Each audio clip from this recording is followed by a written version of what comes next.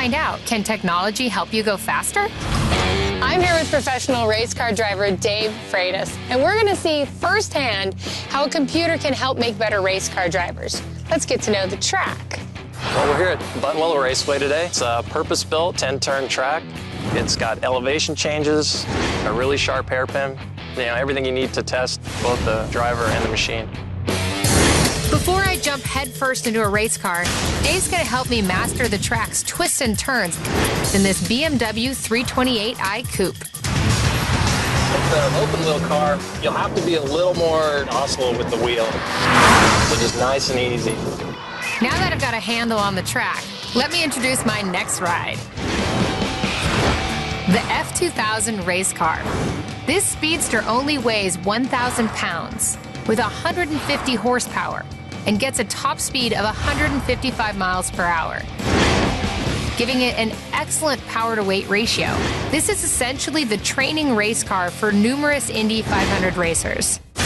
I'll be racing the F2000 for time, but I'll need something a little more fancy than a stopwatch to track my movements. That's where driver performance computer software comes in. PI Club Expert takes readings of your car as you're driving. Then it takes just seconds to download the data onto a laptop. The graphics will give you an overlay map of the track. The computer can show you where you step on the brakes and how hard you pressed on the gas. You can then compare your readings to other drivers who have done the same course. So let's put this driver performance computer into action. This is the first run, so take it easy. Just learn the track. 3, 2, 1, go.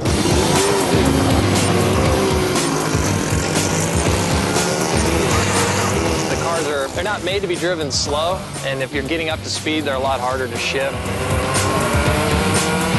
Right now, she's having a little trouble shifting. We're gonna come in on this lap. To analyze my first run, Dave set up a mobile station equipped with driver performance software. Here we'll be able to access the data and use it to improve my time. Going into turn 1, your minimum speed is a little bit slower than our baseline time. So that translates down the straightaway. Okay. That's where you probably missed a shift right there. Yeah, I did that a few times. Yeah, these gearboxes are really tough. It takes a little bit of getting used to. So once you get another session under your belt, I imagine those lines are going to be a lot closer.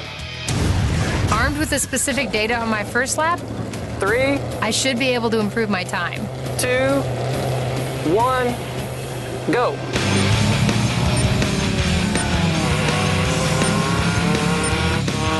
Much better.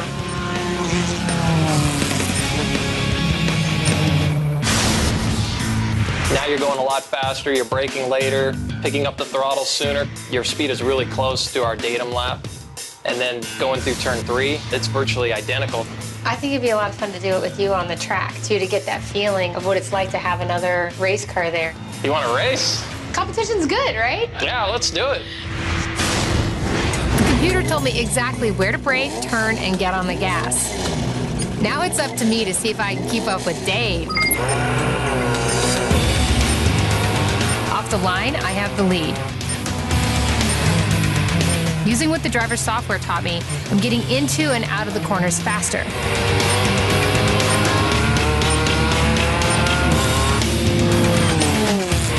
Eventually, Dave makes his move.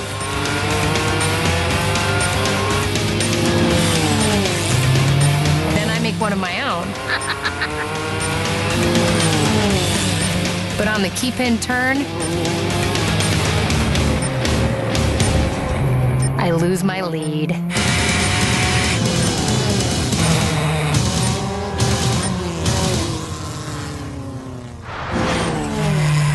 How'd I do? On the time you picked up from this morning, going over the data, you got within about 4 seconds. For a first-time driver, never having been in one of these things, that was pretty impressive.